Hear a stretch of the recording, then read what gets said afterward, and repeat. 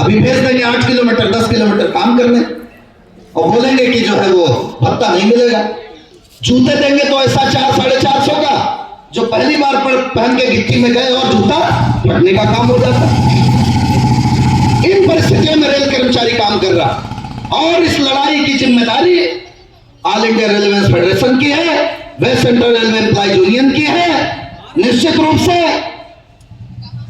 हमारी मांग पर दिल्ली में ऑल इंडिया रेलवे फेडरेशन का 100वां वार्षिक अधिवेशन हुआ और उस 100वें वार्षिक अधिवेशन में AIR ने प्रस्ताव लिया। जब इस देश के बाकी संगठनों ने सोचा भी नहीं होगा कि 8वां वेतन आयोग मिलना चाहिए, तब ऑल इंडिया रेलवे फेडरेशन ने दिल्ली में प्रस्ताव लेने का काम किया और उस प्रस्ताव में यह कहा गया, समय रहते अगर भारत सरकार 8वें वेतन आयोग का गठन नहीं करती है तो जबरदस्त आंदोलन किया जाए। और हम लोगों ने आंदोलन किए। सरकार ने संसद में हो, चाहे लोकसभा में हो, चाहे राज्यसभा में हो, सभी जगह प्रश्नोत्तरी के दौरान जब सांसदों ने सवाल पूछे तो सरकार ने कहा कि 8वां वेतन आयोग देने का कोई इरादा नहीं है। लेकिन जब ऑल इंडिया रेलवे फेडरेशन ने बिगुल बजाने का काम किया तो सरकार ने, माननीय प्रधानमंत्री नरेंद्र मोदी साहब ने यह बयान दिलवाया माननीय रेल मंत्री जी से कि कैबिनेट तो नहीं चाहता था, कैबिनेट में तो घोषणा नहीं हो पाई, लेकिन माननीय प्रधानमंत्री जी ने केंद्रीय कर्मचारियों को 8वें वेतन आयोग का गठन करने की इजाजत दे दी। वो 8वां वेतन आयोग गठित हो चुका है, व्यक्ति नॉमिनेट हो चुके हैं। इसके लिए एक बार आप लोगों को ऑल इंडिया रेलवे फेडरेशन जिंदाबाद के नारे लगाना चाहिए कि उनकी वजह से आपको समय पर वेतनमान मिलने का काम होगा। ऑल इंडिया रेलवे फेडरेशन जिंदाबाद, AIR जिंदाबाद, लाल झंडा जिंदाबाद। निश्चित रूप से वेतन आयोग समय पर अपना काम करेगा और इसके लिए भारत सरकार को धन्यवाद, तहे दिल से बधाई। अब इसी तरीके से रेल कर्मचारियों को पर दया करते हुए, केंद्रीय कर्मचारियों पर दया करते हुए, एक बार अगर भारत सरकार यह तय कर ले कि इनके बुढ़ापे का सहारा पुरानी पेंशन स्कीम भी इन्हें दे दी जाएगी, तो हम सरकार की जिंदाबाद करेंगे, बल्ले बल्ले करने का काम करेंगे। और अगर सरकार हमारी इस मांग को सुनने का काम नहीं करेगी तो निश्चित रूप से ये लाल झंडा चुप बैठने वाला नहीं है। इस लड़ाई को भी अंजाम तक पहुंचाने का काम लाल झंडा करेगा, जब तक लोगों को पेंशन की गारंटी सुनिश्चित नहीं हो जाती, जब तक पुरानी पेंशन लोगों को बहाल नहीं हो जाती। इस लड़ाई को लाल झंडा लड़ता रहेगा। ये जो हमारे हाथों में छाले और पैरों में बिवाई है, हमारे हाथों में छाले और पैरों में बिवाई है, इन्हीं के दम पे रौनक साहब आपके बंगले पे आई है। इसी के दम पे रौनक साहब आपके बंगले में आई है। इधर एक आदमी की कमाई का औसत है चवन्नी का, उधर गांधी जी के चेलों की लाखों में कमाई है। आ रही बात समझ में नहीं आ रही है? तो हमें हमारे बुढ़ापे का सहारा दे दो, अच्छा पे कमीशन दे दो, हर रेल कर्मचारी को एक अच्छा फिटमेंट फैक्टर मिलना चाहिए।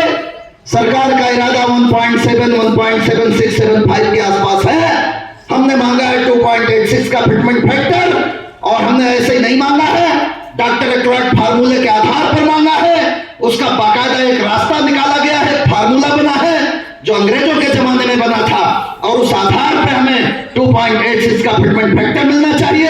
18,000 मिनिमम बेसिक वाले का मिनिमम बेसिक जो फिक्स होना चाहिए वो 56,000 के आसपास जाएगा, जबकि सरकार 34-35,000 के आसपास देने की तैयारी कर रही है। ये लड़ाइयां लड़ने का काम करना है।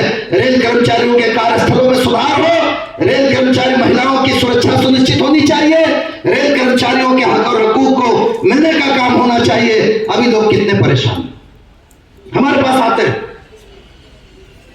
अपनी व्यथा करते, सर हमसे गलती हो गई, हमसे भारी चूक हो गई, हमने बहकावे में आके, किसी के कहने में आके आपको सपोर्ट नहीं किया,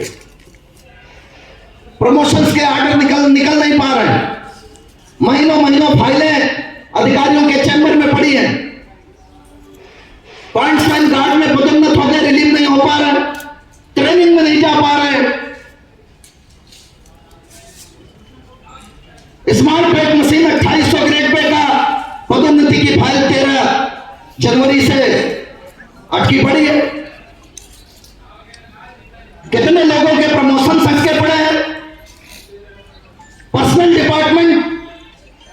काम बेहतर तरीके से करके दे रहा है, बावजूद इसके बहुत सारे अधिकारियों के कंप्यूटर में फाइलें धूल खा रही है, पड़ी निकल नहीं पा रही, लोग परेशान हैं। लेकिन चिंता करने की जरूरत नहीं है। रेल कर्मचारियों ने जो जनादेश हमें दिया है, जो अधिकार हमें दिए हैं, वो भले ही पीएनएम के अधिकार ना हो, भले ही मीटिंग करने के अधिकार ना हो, लेकिन इस पेड़ के नीचे खड़े होकर के माइक लगाकर और दो हाथ करने का अधिकार दिया, उसे हम जिम्मेदारी से करने का काम करेंगे। आपका जनादेश सिर आंखों पर है। आपने जो प्यार और सम्मान, जो अधिकार देने का काम किया लाल झंडे को, जितनी जिम्मेदारी देने का काम किया है, उस जिम्मेदारी को निभाने का काम करेंगे। रेल प्रशासन ने बहुत सारे आदेश निकाल दिए, यूनियन की सुविधाओं में कटौती, मेंबरशिप में कटौती, कई चीजों पर हमारे दिग्गज लीडर, हमारे शीर्ष लीडर, हमारे माननीय महामंत्री कामरेड गल्लत जी ने कोर्ट न्यायालय की शरण ली है। माननीय न्यायालय ने अच्छे निर्णय देने का काम किया है। उनका लाभ बहुत जल्दी तमाम रेल कर्मचारियों को, आप सबको मिलने का काम होगा। ये खुशी की बात है, बधाई की बात।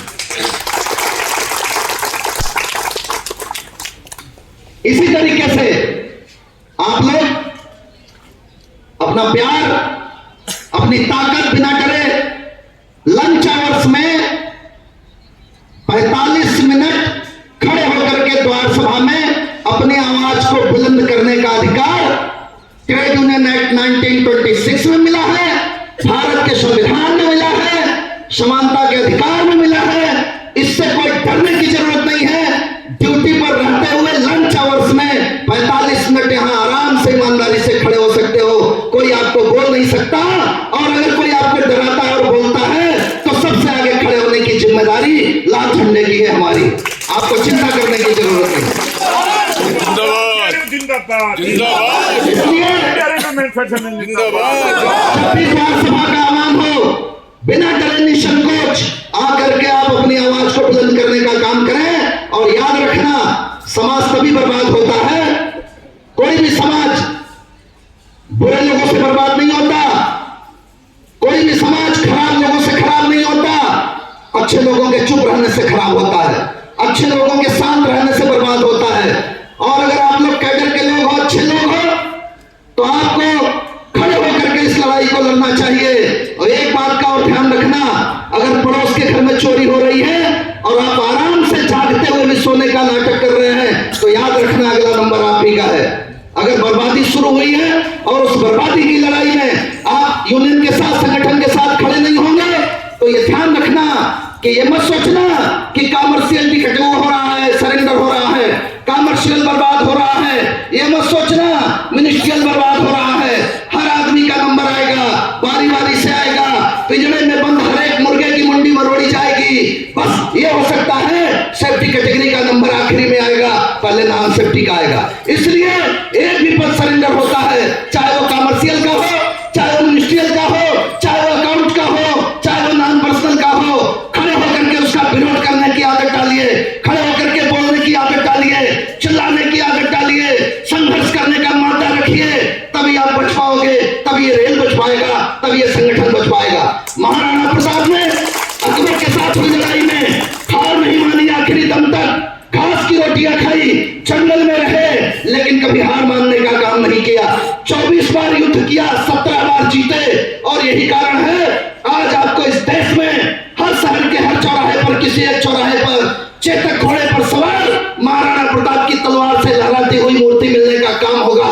और उनके सगे भाई शक्ति सिंह जो मुगलों से मिल गया, उसका नाम लेने वाला इतिहास में कोई नहीं है। तो घास की रोटियां खाएंगे। हमारे पास हमारे जो दरबारी हैं, हमारे जो शांत हैं, हमारे जो पिता हैं, बहुत सारे लोग आएंगे, आपकी पैसों से मदद करेंगे, आपकी ताकत से मदद करेंगे, आपके साथ खड़े होने का काम करेंगे, लड़ने का काम करेंगे। इसी आशा और विश्वास के सहारे, इसी आपकी ताकत के सहारे, इसी आपकी जीवंतता के सहारे 5 सालों तक रेल कर्मचारियों के हक और हकूक की लड़ाई लड़ेंगे। और 5 सालों के बाद फिर से परचम लहरा करके और अपनी बुलंदी को आगाज देने का काम करेंगे। इंकलाब जिंदाबाद, जय भारत माता की जय। रेल कर्मचारी एकता, ऑल इंडिया रेल फेडरेशन, कर्मचारियों धन्यवाद।